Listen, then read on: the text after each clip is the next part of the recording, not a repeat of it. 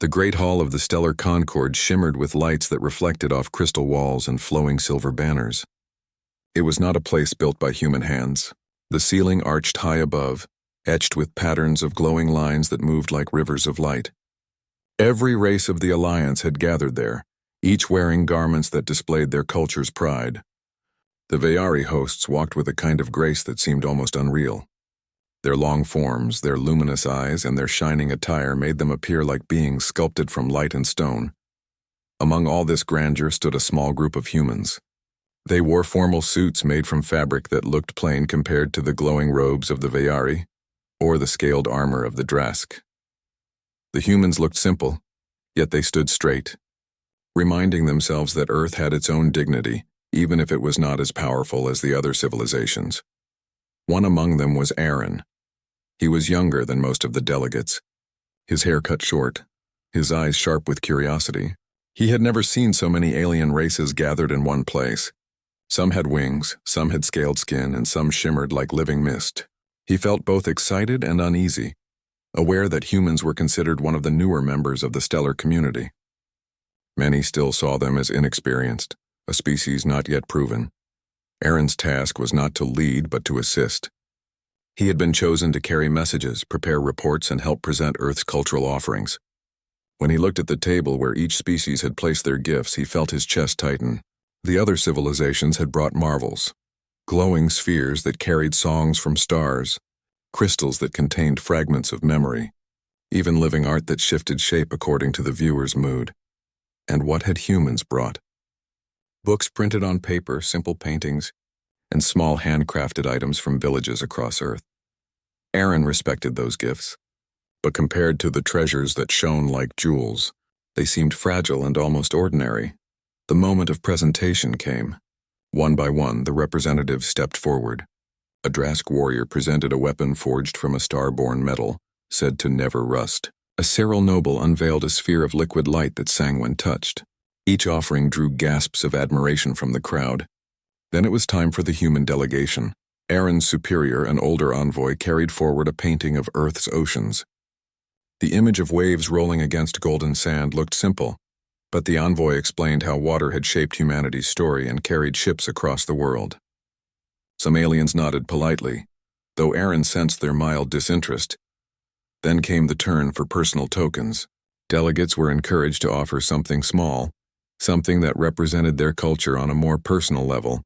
Aaron had not expected to be chosen, but his superior looked at him and said softly, "Step forward, Aaron. Show them what you brought." Aaron's heart pounded. He had not prepared anything worthy. The only item he had was a wooden pendant that he wore around his neck. It was small, carved in the shape of a simple circle with a line across it, a symbol his grandfather had once explained as representing balance between earth and sky. His grandfather had made it by hand, cutting, smoothing, and shaping the wood with patient effort. Aaron had kept it for years as a reminder of family and of the strength found in ordinary hands. As he walked to the center of the hall, he felt hundreds of eyes upon him. He could hear faint murmurs among the aliens. Some seemed curious, others amused at the sight of this young human stepping forward with nothing shining in his hands. Before him stood Mira, the heiress of the Veyari Council. She was tall and graceful, her silver robe flowing like liquid light. Her eyes glowed softly like distant stars reflected on calm water. She was known not only for her beauty, but also for her wisdom, though Aaron had never spoken to her before. He bowed slightly and held out the pendant. "I do not have jewels or crystals," Aaron said, his voice steady though his hands trembled. "This is made of wood. My grandfather carved it by hand. It carries no power, no light, no song, but it carries memory. It carries the effort of human hands and the love of family.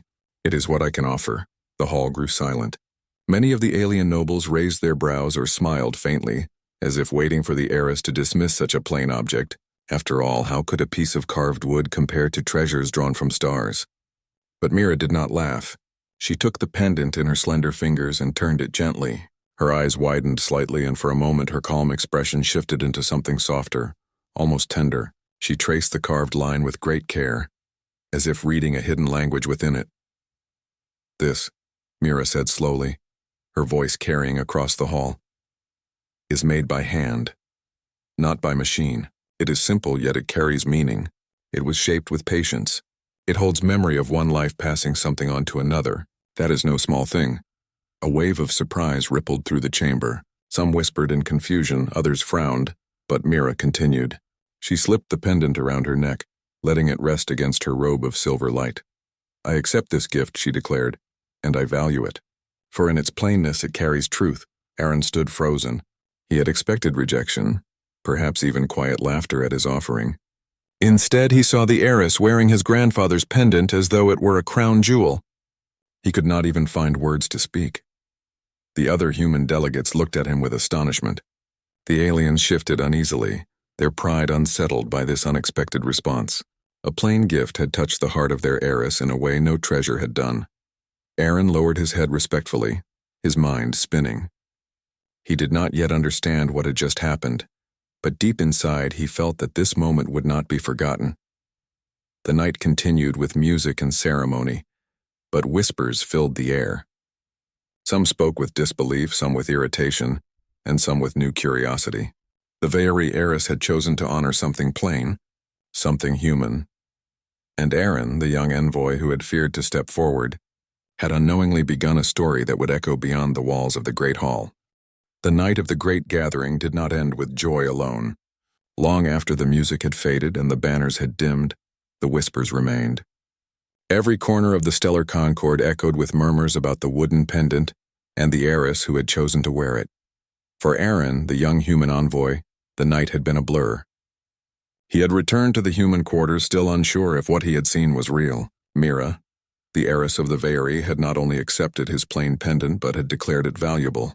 The image of her slipping it around her neck stayed in his mind like a fire that would not fade. He had expected laughter or dismissal, not admiration. Yet admiration was not the only response. Among the Veyari nobles, unease was rising. Their heiress was the pride of their people, the future voice of their council, and the symbol of their culture's shining strength. To see her treasuring a piece of carved wood, something that carried no light, no power, and no rare beauty, unsettled them deeply. The next morning, when the hall opened for informal meetings, Aaron walked carefully among the towering pillars. Delegates from many races spoke in quiet tones, trading opinions and judgments. As he passed, he could feel eyes turning toward him. Some glances were sharp, others curious. He was no longer invisible. A group of Drask warriors, tall and broad with scales shining like armor, gave him a nod. "Human," one of them said in a rumbling voice. "You offered something with no strength, yet your heiress praised it." Strange, but interesting. Aaron bowed slightly, unsure how to respond. He continued walking until he noticed a cluster of Veyari nobles gathered near the central fountain. Their garments glimmered with threads of silver, their faces calm yet cold. One of them, a man named Velan, looked directly at Aron with narrowed eyes. "So you are the one," Velan said, his voice smooth but sharp. "The young human who gave our heiress a toy of wood." Aaron stood still, feeling the weight of many eyes. "It is not a toy," he said simply. "It is a memory, a part of my family." Velan's lips curved in a faint smile, though there was no warmth in it. "A memory, perhaps, but among the Veyari, memories are recorded in crystals that can hold centuries of life. Do you truly think such a plain trinket can compare?" Aaron wanted to shrink away, but he forced himself to meet Velan's gaze. "It was not meant to compete," he answered. "It was meant to share what we are. We make things with our hands. They are simple, but they hold meaning. That is all." Before Velan could respond, a gentle voice broke through the air. "Meaning is not measured in crystals, Velan. It is measured in truth." The nobles stepped aside as Mira approached. She moved with calm confidence, her silver robe flowing softly. Around her neck hung the wooden pendant, the same pendant Aaron had given her. It rested lightly against her chest, looking both out of place and strangely powerful, amid the glow of her attire. When the nobles saw that she was still wearing it, a ripple of surprise moved among them. Some looked away with discomfort, others frowned, but Mira's expression did not change. She stood beside Aaron, her presence like a shield. "This gift is not to be dismissed," she said. "It carries the weight of effort and love. I find it more precious than many stones that shine yet hold no story." Velan bowed his head slightly, though his eyes still glimmered with doubt. "As you say, Heiress, yet many will not understand. Many already whisper." "Let them whisper," Mira replied firmly. The truth does not fade because of whispers. Aaron's breath caught in his chest. He had expected Mira to let the matter fade quietly, but instead she chose to stand openly by her words. Her voice had the strength of conviction, and for a moment the crowd seemed to falter. Later that day, Aaron found himself walking beside Mira through the gardens that surrounded the Veyari palace. The paths glowed faintly beneath their feet, and strange flowers shimmered like liquid stars. Aaron had never imagined he would walk side by side with someone like her. He felt awkward, unsure if he should speak first. It was Mira who broke the silence. "You are troubled," she said softly. Aaron glanced at her, surprised. "I only fear that I brought you trouble," he admitted.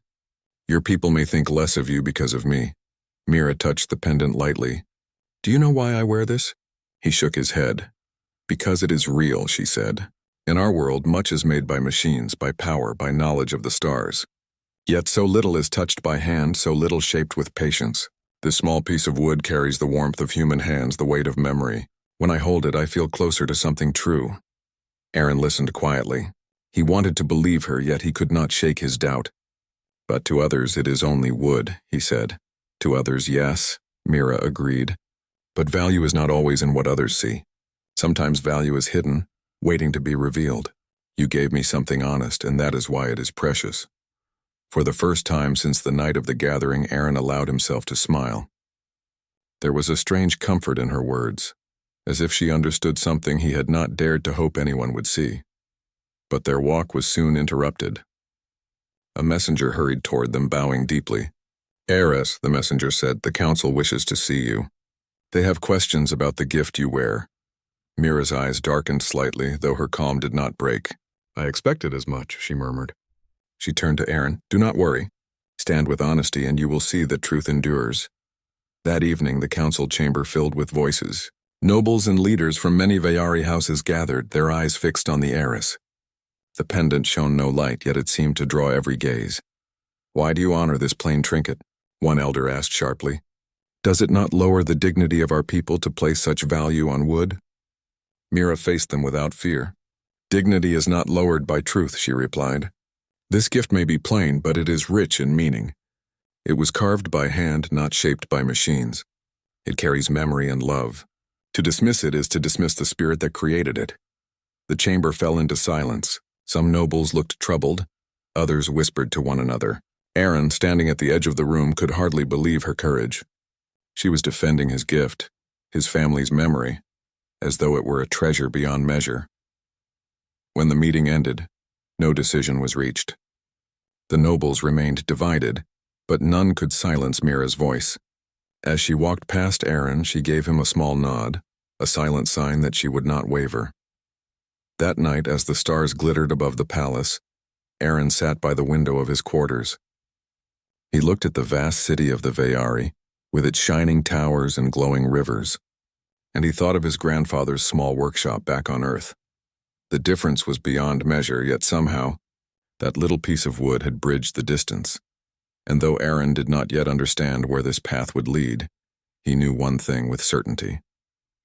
The plain gift he had offered without hope of value had begun to change more than he could imagine.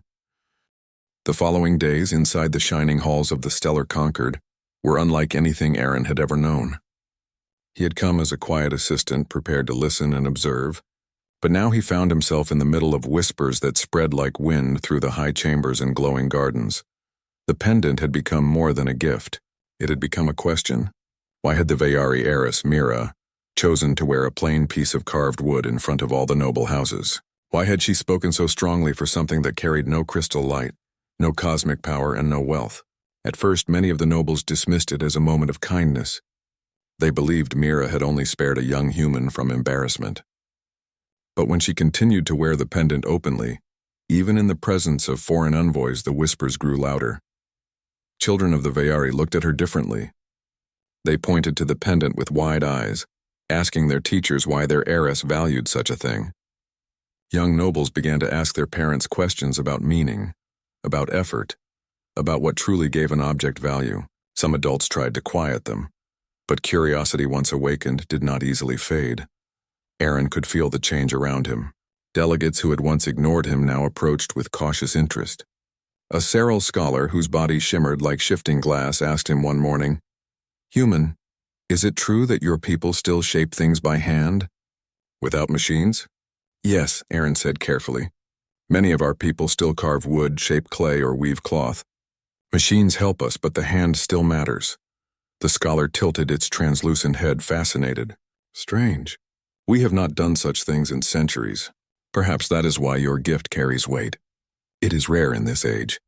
On another day, a Drask warrior stopped him in the corridor. The warrior's scaled chest gleamed in the bright light, his voice deep and rumbling. "Your people honor small things," he said. "I respect that. To forge with one's own hands is strength." Aaron bowed politely. He was not sure if he deserved such respect, but he knew it was not really about him. It was about what Mira had seen in the pendant, and what others now began to wonder about. But not all the changes were welcome. Among the Veyari nobility, discontent grew sharper. Many saw Mira's choice as dangerous. The Veyari had built their pride upon shining greatness. To admire something plain was, in their eyes, to lower their standing before the other races. Some believed Mira was too young, too idealistic, and too quick to show affection for a lesser species. One evening, as Aaron walked alone through the palace gardens, he overheard a group of nobles speaking near a fountain. Their voices were low, but the quiet air carried their words clearly. "She has gone too far," one voice said. "To wear that wood is to shame us." "Perhaps it is only a phase," another voice replied. "She will tire of it." "No," the first answered sharply. "She speaks as if it is truth. If this spreads, others will question our ways. That cannot be allowed." Aaron moved away quickly, his heart heavy. He realized then that his simple gift had done more than touch Mira's heart. It had stirred something deeper, something that challenged old pride and tradition. Later, he met Mira in the council library, a vast chamber filled with glowing shelves and crystals that held centuries of knowledge. She stood near a tall window, the pendant resting as always against her robe. When Aaron approached, she looked at him with calm eyes. "You have heard the whispers," she said. "Yes," Aaron admitted. "Some admire what you did, but many are angry. They think you are dishonoring your people." Mira's gaze remained steady. "I do not dishonor them by seeking truth. I honor them by reminding them of it. Greatness without meaning is only emptiness that shines." Aaron hesitated. "But they may turn against you." Mira's voice grew softer but not weaker. "A leader does not fear whispers. If I must stand alone, I will still speak what I know is real." Her words struck him deeply. He had feared bringing trouble upon her. Yet she carried it with such certainty, as if she had been waiting for this moment all her life. The following day, Mira entered the council chamber wearing the pendant again. This time she did not wait for questions. She spoke openly. "Our people," she said, her voice carrying across the high chamber, "have long believed that value lies in brilliance, in power, in wealth. Yet I tell you, value also lies in the quiet, in the effort, in the story that lives inside a simple shape. This human gift is not made of light or crystal, yet it is alive with meaning. That is why I wear it," gasps echoed across the chamber. Some nobles lowered their heads, others whispered furiously. Yet a few young members looked at her with shining eyes, as if they had discovered something new and bright. After the meeting, a group of young Veyari approached Aaron shyly. They were nobles' children dressed in robes of light fabric. One of them, a girl with pale golden eyes, held out a small stone. "Human," she said, "did you make this?" Aaron shook his head. "No, that is not mine, but could you?" she asked. "Could you carve it with your hands, like you said your people do?" Aaron smiled faintly. "Yes, it would not shine, but it could carry a story." The children looked at one another with wonder, then bowed slightly and hurried away. Aaron realized then that curiosity was spreading more quickly than anger. Mira's courage had planted seeds, and those seeds were beginning to grow, but the tension was also growing. Aaron could feel it in the way some nobles stared at him as he passed, their eyes cold and sharp. He knew that he had become a symbol, not by choice, but because of the pendant. Some saw him as a messenger of something dangerous, while others saw him as proof of something rare. That night he sat awake in his quarters, staring out at the glowing city. He thought of Earth, of his grandfather's small workshop, of the rough hands that had carved the pendant. He wondered if his grandfather had ever imagined such a thing, that his simple carving would one day cause ripples among the stars. He whispered softly to himself, "Grandfather, you never knew how far your gift would travel." Meanwhile, In another chamber of the palace, Mira faced her own struggle. Advisors pressed her, urging her to set aside the pendant before it brought dishonor. Rivals whispered that her judgment was clouded by emotion.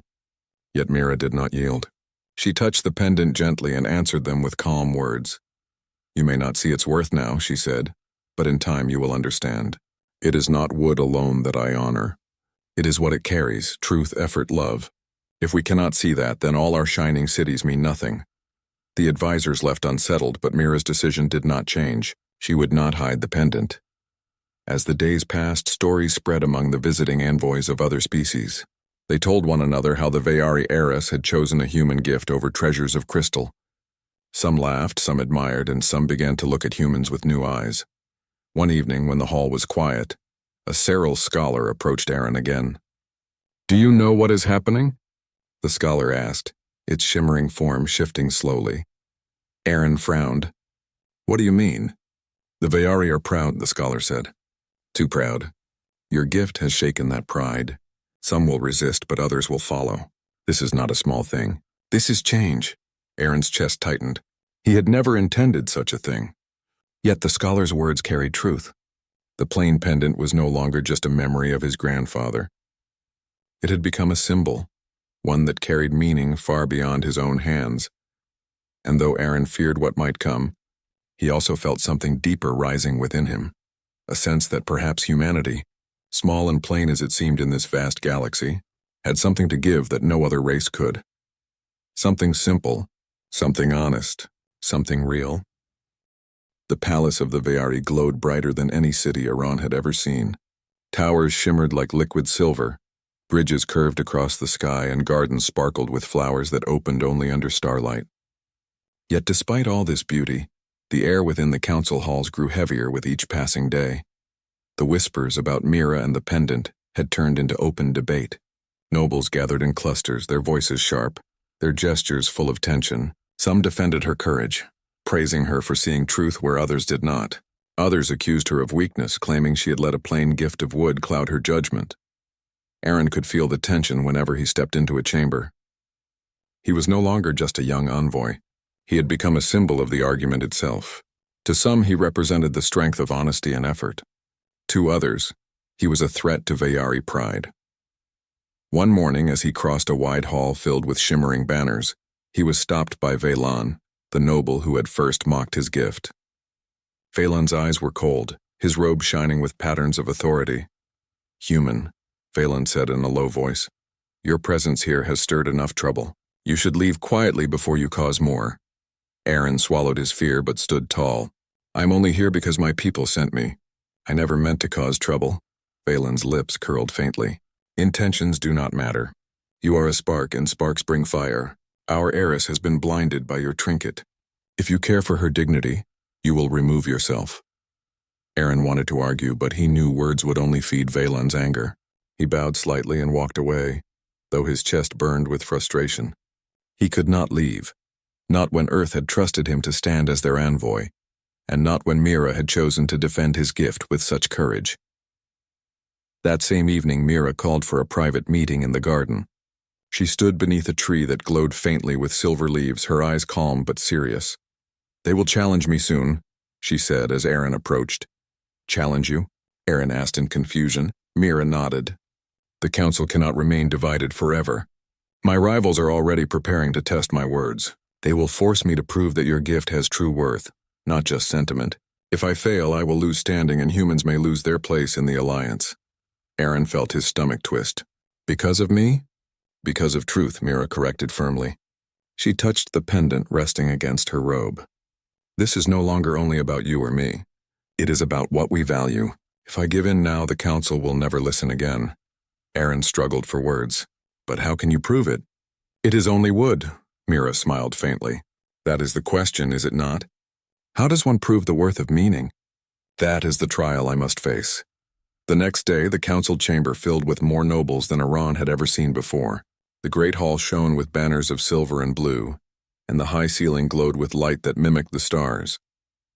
At the center stood Mira, tall and calm, the pendant hanging plainly from her neck. Across from her stood her rivals, led by Veylan. Their robes shimmered with sharp lines, their faces stern. "We call for a trial of worth," Valen declared, his voice echoing. "The heiress has chosen to honor a human trinket, lowering the dignity of our people. If she claims it holds greater value than treasures of crystal and star-forged light, let her prove it before the council." Murmurs filled the chamber. The council chair agreed to the trial, and silence fell as Mira stepped forward. "This pendant," she said clearly, lifting the wooden carving for all to see, "was shaped by human hands.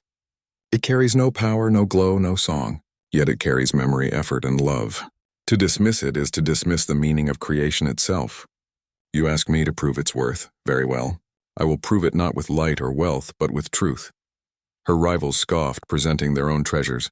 One noble displayed a crystal that held visions of past centuries. Another revealed a sphere that could sing 1,000 voices at once. Each object filled the hall with beauty and wonder. Then Mira placed the pendant in the center. It did not glow. It did not sing. It simply rested there, plain and quiet. The rivals laughed softly. "See how it fails," one whispered. But Mira raised her hand. "Look not with your eyes, but with your hearts. The crystal shows centuries, but none of you shaped it.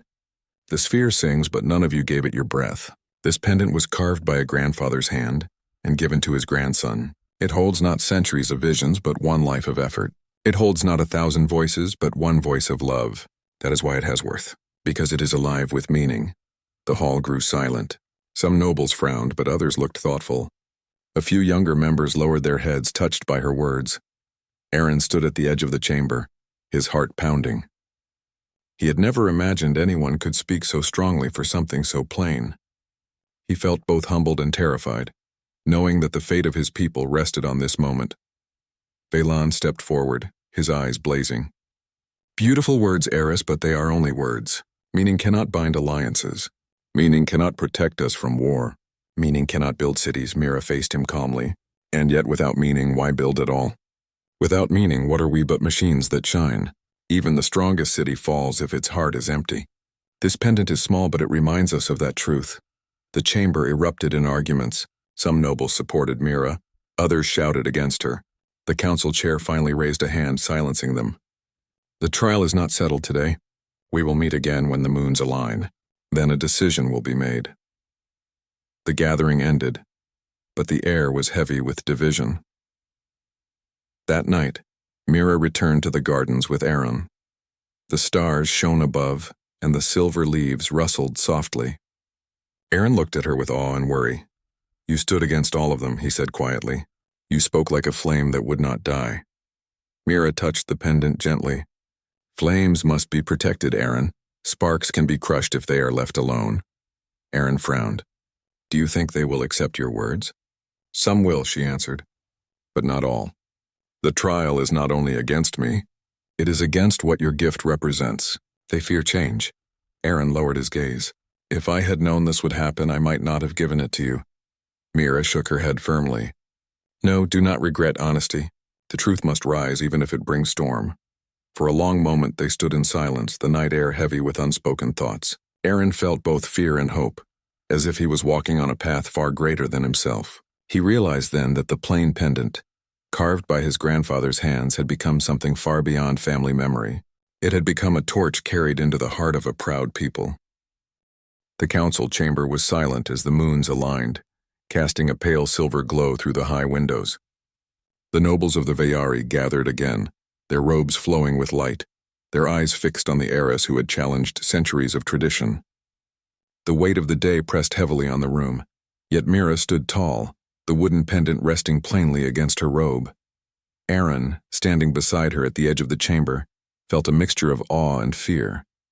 Every glance, every whispered movement, reminded him that what they were about to witness could change the course of relations between humans and the Veyari forever.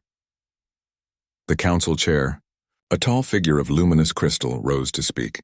"Heiress Mira," the voice echoed, calm but firm. "Today you are called to prove the worth of your chosen gift. Speak and let the council judge not by beauty alone but by truth." Mira stepped forward, her eyes meeting the assembly. She lifted the pendant slightly so that all could see it. The chamber was filled with treasures of light and crystal, yet none shone with the simplicity that rested in her hand. "This pendant," she began, her voice steady, was carved by the hands of a human. It carries no glow, no crystal power, no song of the stars. It is plain to the eye, yet within it lives memory, effort, and love. It was shaped not for display, but from devotion. That is why it has worth, not because it shines, but because it bears the weight of life.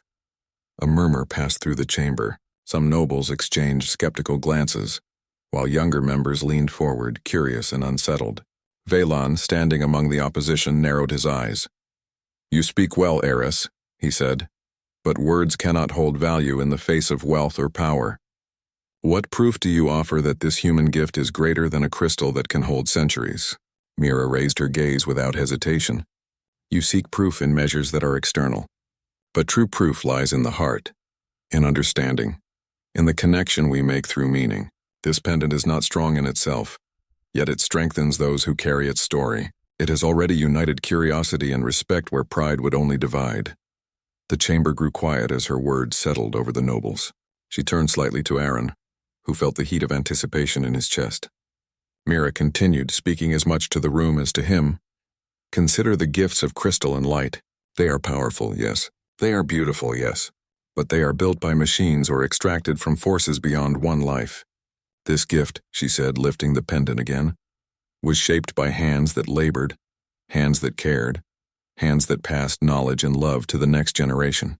That is a strength machines cannot give. That is a value wealth cannot measure." Some of the older nobles shifted uncomfortably. They had long believed that greatness came only from shining cities, rare metals, and the brilliance of advanced technology. Mira's words suggested something deeper, something that could not be weighed or calculated. A young noble from a distant Veyari house spoke softly, his voice trembling with curiosity. "Heiress, may I ask, does it matter that the gift is small if its story is great?" Mira smiled gently. "Size is not proof of value. Effort, honesty, and love are the true measure. Even the smallest object can carry the greatest meaning." Aaron felt a warmth rising in him. The words he had hoped would reach her heart had in fact reached the hearts of many in the council. He looked around and saw heads nodding in understanding, some faces still skeptical, but others showing wonder. Balin stepped forward once more, but this time his voice lacked the confidence he had displayed before. "And you, human," he said, glancing at Aaron, "have you any words to add?" Aaron felt the weight of all eyes upon him. He straightened and spoke with quiet honesty. "I carved nothing, nor could I claim to make it worthy. It is my grandfather's work, simple and small. But I learned that meaning is not in size, nor in shine, nor in power. It is in care and effort and love. That is why the heiress's choice is right. That is why it is worth more than treasure." The chamber was silent again. Even Valon did not speak. Mira placed her hand lightly on Aaron's shoulder, a silent sign of trust and gratitude. The council chair rose, its crystal form shining with a soft light. "The decision of the council is clear. Value is not measured by brilliance alone. It is measured by meaning and truth. The heiress's choice is affirmed. Humans are recognized not only for their potential, but for the depth of their spirit."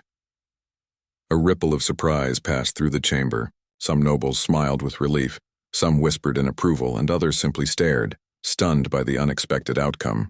Aaron could hardly believe what he was hearing. Mira stepped forward, the pendant swinging lightly against her chest. "This is more than a human gift," she said. "It is a symbol of what we can achieve when we look beyond appearances. Let it remind all of us that even the simplest of actions, the smallest of objects, can carry the greatest truth." After the council session, the halls were filled with a quiet excitement. Delegates approached Aaron with respect, asking about Earth, about its traditions, and about the stories behind small handmade objects. The ripple of curiosity had spread beyond the Veyari, reaching other species who had once looked down on humans as simple and unproven. In the quiet of the gardens that evening, Mira and Aaron walked beneath the glowing silver trees. Stars glittered overhead, reflected in the calm pools of water. Aaron could hardly speak, his mind still reeling from the council's decision. "You did not need to fear," Mira said softly. "Your gift was never plain. It was alive with truth, and truth always finds its way." Aaron shook his head. "I never imagined it could do so much. I only wanted to honor my family, to give something from my heart." "And that was enough," Mira replied. "More than enough. Greatness does not always arrive with shine. Sometimes it comes quietly, carried by hands that care." The two walked in silence for a while, listening to the rustle of the glowing leaves and the distant hum of the city. Aaron realized then that his understanding of value had changed. The universe was vast and dazzling, yet it was the small, honest gestures that left the deepest mark. The following weeks saw a transformation among the Veyari. Young nobles spoke openly with humans, asking questions about craft, effort, and meaning. Some began small projects of their own, shaping objects by hand rather than relying solely on machines. Tales spread of how a simple wooden pendant had taught even the proudest of their people to see differently. Aaron was no longer just a young envoy. He had become a symbol of human spirit, a reminder that effort, care, and honesty could travel farther than the strongest weapons or the brightest crystals. Yet he remained humble, understanding that the change had come from Mira's courage as much as from his small gift. One morning, as he watched the sunrise over the shining towers, Mira approached him. "Your gift will be remembered," she said. "Not because it is large, not because it shines, but because it carries truth. That is the most powerful force in the universe." Aaron smiled faintly. "I will never forget it either, and I will carry this lesson back to Earth." Mira nodded, her eyes reflecting the light of the rising sun. "Then the worlds are connected, human. Your gift, your spirit, and your honesty have left their mark, and in this we are all stronger." And so the plain wooden pendant became more than a gift. It became a symbol of unity, a testament to the power of effort, love, and honesty. Across the stellar Concord, stories were told of the young human who gave a simple gift, and the heiress who recognized its worth. Generations would remember that moment, not for the shine of treasure nor the power of machines, but for the quiet strength of a small, honest gesture. It became a legend of how the simplest actions could leave the deepest impact, proving that even humanity, small and modest, could inspire greatness among the stars. Aaron stood once more in the gardens, looking at the pendant now resting against Mira's chest. He felt a quiet pride and a deep humility. In the vastness of the galaxy, a small human gift had changed hearts and minds, and he knew, without a doubt, that this was only the beginning of the story humans would write among the stars. The wooden pendant, plain and small, had spoken louder than any crystal, brighter than any light, and deeper than any treasure, and the galaxy had listened.